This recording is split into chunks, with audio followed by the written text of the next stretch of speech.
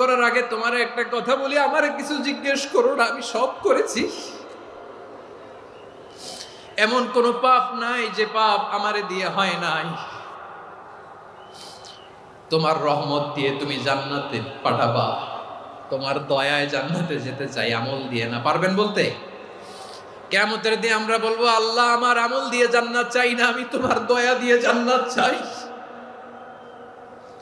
তোমার দয়া ছাড়া আমার কোনো উপায় নাই। লিল্লাহি তাকবীর। নারায়ে তাকবীর, নারায়ে তাকবীর। মিজানুর রহমান আজারি সাহেবের আগমন পটুয়াখালীর পক্ষ থেকে। প্রিয় পটুয়াখালীবাসী, আপনারা কেমন আছেন সবাই?